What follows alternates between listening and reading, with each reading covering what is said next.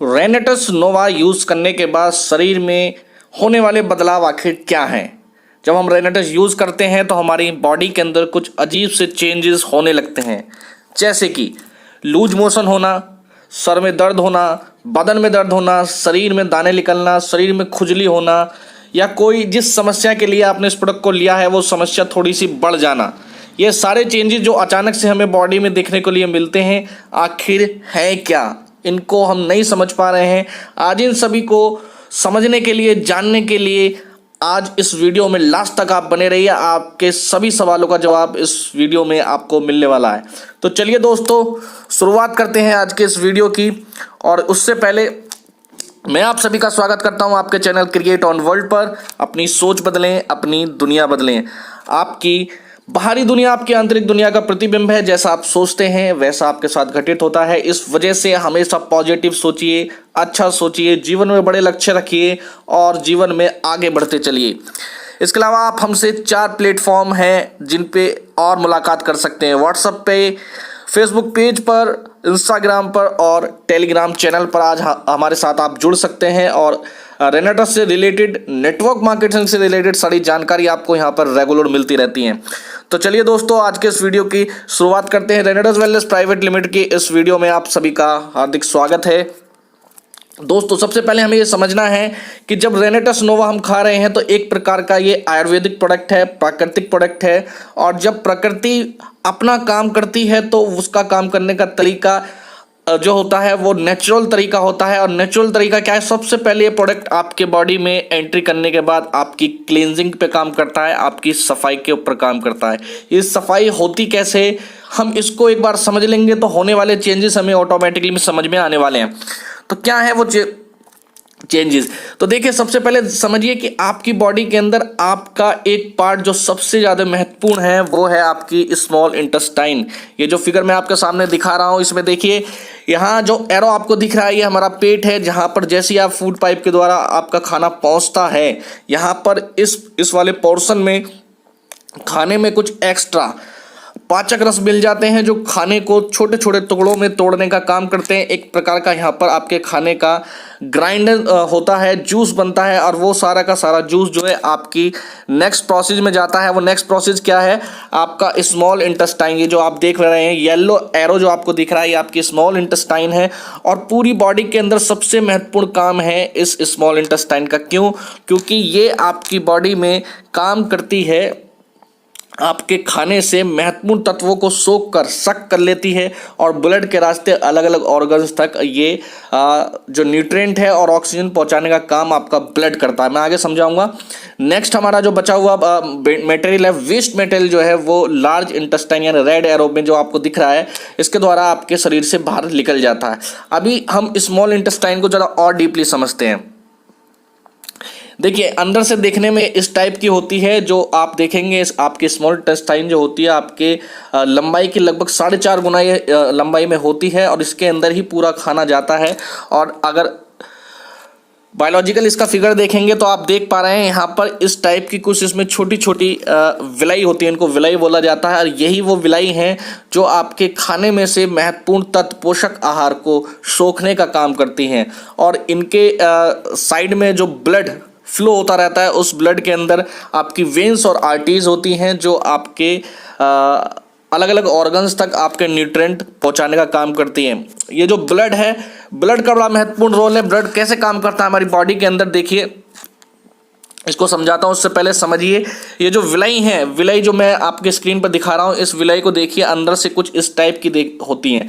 अभी जो आप नंबर 1 पर जो अपना स्ट्रक्चर देख रहे हैं इस स्मॉल इंटेस्टाइन के अंदर का, वो ये है जब आप पैदा होते हैं तो इसके अंदर बिल्कुल ये क्लीन होती है, इसके अंदर किसी प्रकार की कोई गंदगी नहीं होती है। लेकिन जैसे जैसे हमारी एज बढ़ती है और हम बढ़ती हुई एज में अपनी बॉडी के अंदर वो सभी चीज़ें खाने लगते हैं जो हमारी जुबान को अच्छा लगता है, लेकिन हमारी बॉडी के लिए सारी चीज़ें उपयुक्त नहीं होती हैं। और धीरे धीरे जो सेकंड नंबर का फिगर देख रहे हैं, इस टाइप में हमारी इस विलाई में गंदगी जमना स्टार्ट हो जाती है। और ये गंदगी पूरी तरीके से शौच के रास्ते बाहर नहीं आ पाती है और ये इसके अंदर अटक के रह जाती है। और यही वो गंदगी है जो आपके अंदर एक प्रकार का डिस्टर्बेंस पैदा करती है, एक प्रकार की सड़न पैदा करती है। यही वो गंदगी है जो आपके पेट के पाचन क्रिया को डिस्टर्ब करती है, एसिडिटी बनाती है और न जाने कौन कौन सी बीमारियां हैं जो सिर्फ और सिर्फ इस गंदगी के द्वारा जन्म लिया जाता है। थर्ड फेज में आप देख रहे हैं यहाँ पर, जैसे ही आप इस प्रोडक्ट को खाना स्टार्ट करेंगे तो थर्ड फेज में हमारा ये प्रोडक्ट सबसे पहले इस गंदगी को निकालने का काम करते हैं। कहा जाता है कि डॉक्टर बताते हैं कि कभी कभी जब किसी की स्मॉल इंटेस्टाइन बहुत ज़्यादा बस्ट हो जाती है, यानी कि उसके अंदर बहुत ज़्यादा गंदगी जम जाती है, तो वो इतनी ज़्यादा हार्ड हो जाती है कि एक सर्जिकल ब्लेड से भी नहीं कटती है। तो सोचिए कि इसके अंदर कितना बड़ा जो आपका फेज है आपके पेट के अंदर चल रहा होता है। इसको समझिए, इसको और थोड़ा समझते हैं। देखिए, ये जो मैं समझा रहा था अभी, ये जो गंदगी है ये वाली, ये आपके इन विलाई के अंदर, स्मॉल इंटेस्टाइन के अंदर बिल्कुल फंस के चली जाती है। अब ये इसके साइड के अंदर ये ब्लड फ्लो होता रहता है, ये ब्लड एक ट्रांसमिशन का काम करता है। लेकिन जब ये गंदगी बहुत ज़्यादा बढ़ जाती है तो धीरे धीरे जो ब्लड के रास्ते आपके न्यूट्रिएंट जाने चाहिए थे वो सारे के सारे इस गंदगी में मिलने लगते हैं। यानी कि जब गंदगी फ्लो बहुत ज़्यादा बढ़ जाती है तो ब्लड में धीरे धीरे इसका मिलना शुरू हो जाता है, ये ब्लड के अंदर भी धीरे धीरे पहुंचना स्टार्ट हो जाती है। और जब ये ब्लड के रास्ते आपके अलग अलग ऑर्गन्स तक पहुँचती है तो देखिए क्या होता है।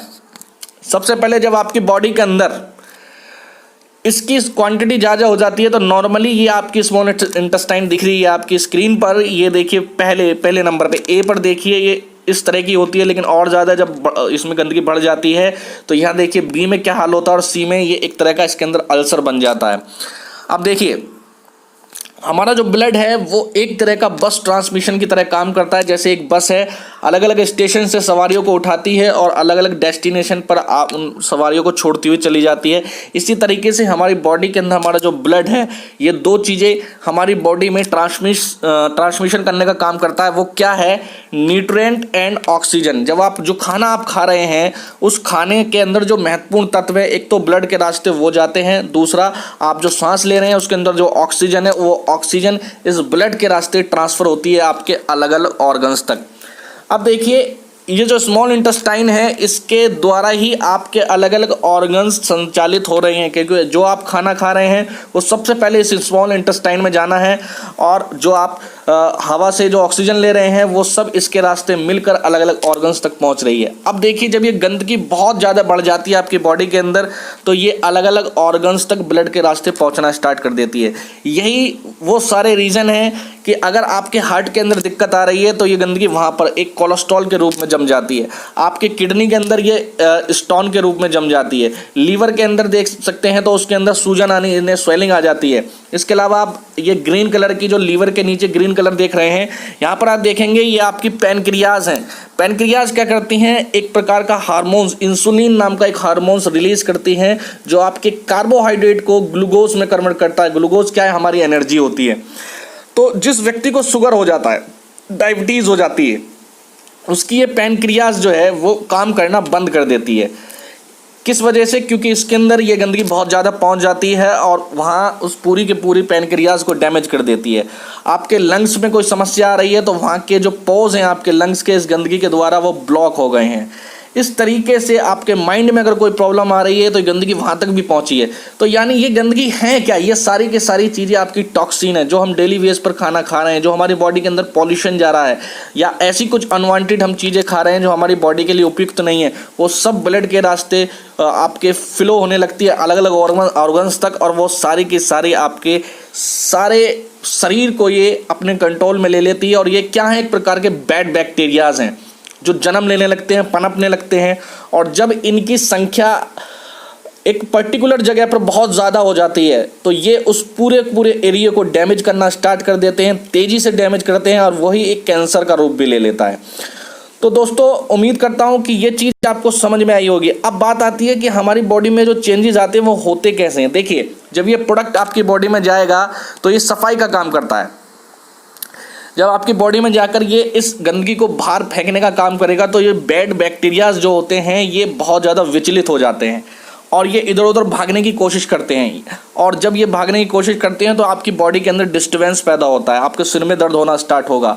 और अगर ये देखिए, इनको बाहर निकलने के आपकी बॉडी के अंदर 3 ही रास्ते हैं। पहला, ये शौच के रास्ते बाहर आएंगे तो लूज मोशन उस समय बहुत ज़्यादा हो जाता है। दूसरा, ये आपके सांस के रास्ते बाहर आएंगे तो उस समय आपको लगेगा कि मेरे दिल में बहुत तेज़ी धड़कन मेरी बढ़ गई है, मेरी हार्ट बीट बहुत तेज़ी से बढ़ रही है। या फिर आपका स्किन में बहुत छोटे छोटे पोज होते हैं, उनके रास्ते बाहर निकलने की कोशिश करते हैं। तो जब ये बाहर निकलने की कोशिश करते हैं तो वहाँ कभी कभी खुजली हो जाती है, वहाँ पर आपको इचिंग होगी, या कभी कभी छोटे छोटे दाने निकल जाते हैं। ये सब क्या है?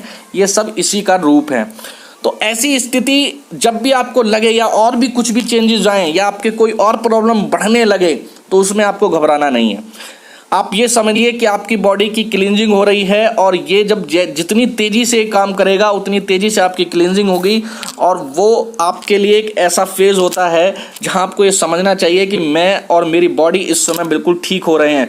तो उसको आप थोड़ा सा वहाँ पर सब्र रखिए। ये किसी प्रकार के कोई साइड इफ़ेक्ट नहीं है, बॉडी में इस प्रोडक्ट का कोई भी साइड इफ़ेक्ट नहीं है, आपको कोई ज़्यादा डिस्टर्बेंस नहीं होगा इससे। ये सब नॉर्मल प्रक्रिया है, इसको हीलिंग प्रोसेस बोलते हैं। जब आप नेचुरल कोई भी चीज़ लेंगे तो आपकी बॉडी अपने आप को हीलिंग करती है, सफाई करती है अपनी, तो उस समय ये सारे चेंजेस आपकी बॉडी में दिखाई देते हैं। तो दोस्तों, जब भी आपको इस प्रोडक्ट को खाने के बाद कुछ अजीबो गरीब लगने लगे अपनी बॉडी में, कहीं दर्द होने लगे, कहीं इचिंग होने लगे, कुछ और भी दिक्कतें होने लगे, तो उस फेज़ को थोड़ा सा आप वहाँ पर कंट्रोल करिए अपने आप को, और वहाँ पर थोड़ा सा इंतज़ार करिए। पानी की क्वांटिटी थोड़ा सा बढ़ा दीजिए आप, और थोड़ा गुनगुना पानी पिएंगे तो ज़्यादा बेहतर रहेगा। और 10 से 15 दिन में आप देखेंगे कि आपकी बॉडी में सब कुछ धीरे धीरे नॉर्मल होने लगता है। अभी बात कर लेते हैं कि कभी कभी स्थिति आपको लगती है कि असहनीय हो रही है, कंडीशन ऐसी आ गई कि मेरा दर्द बहुत ज़्यादा बढ़ गया, असहनीय हो रहा, तो उस कंडीशन में आप क्या कर सकते हैं? तो वहाँ पर आपको कुछ नहीं करना है, आप एलोपैथ की किसी मेडिसिन को यूज़ कर सकते हैं अपने किसी भी प्रोसेस को कंट्रोल करने के लिए, पेन को कंट्रोल करने के लिए, खुजली को कंट्रोल करने के लिए आप दिन में एक टैबलेट कोई इस्तेमाल कर सकते हैं। इसके अलावा आपको लग रहा है कि ये प्रोसेस थोड़ा लंबा जा रहा है तो अपनी डोज को घटा बढ़ा सकते हैं आप। अगर आप 4 कैप्सूल डेली ले रहे हैं तो उसको 3 करिए, 3 ले रहे हैं तो 2 करिए, 2 ले रहे हैं तो 1 कैप्सूल करिए। और जैसे जैसे आपको लगे कि नॉर्मल स्थिति होने लगी है तो फिर इसको धीरे धीरे बढ़ाइए आप, और इसको डेली 4 कैप्सूल डेली की डोज पर आपको ले जाना है। और सबसे महत्वपूर्ण बात आपकी लास्ट में यही है कि आपको पानी की क्वांटिटी इस दौरान काफ़ी अच्छी रखनी चाहिए। तो उम्मीद करता हूं दोस्तों कि आपको आज के इस वीडियो के अंदर जो आपकी समस्या है, अचानक से जो आपको महसूस हो रहा है, वो आपको सॉल्व हो गई होगी, समझ में आ गई होगी कि आखिर ये प्रोसीजर है क्या। ये एक हीलिंग प्रोसीजर है और इससे आपको घबराना नहीं चाहिए। तो उम्मीद करता हूँ आपको ये वीडियो बहुत बहुत पसंद आई है, आपका बहुत बहुत प्यार मुझे मिल रहा है, इसके लिए आपका बहुत बहुत धन्यवाद। और आप हमारे साथ अगर ज्वाइन करना चाहते हैं उस बिजनेस में तो आप हमारे ग्रुप टीम फ्लेक्स से कनेक्ट हो सकते हैं। और प्रोडक्ट की जानकारी लेने के लिए, प्लान की जानकारी लेने के लिए आप और भी वीडियो देख सकते हैं। थैंक यू, धन्यवाद।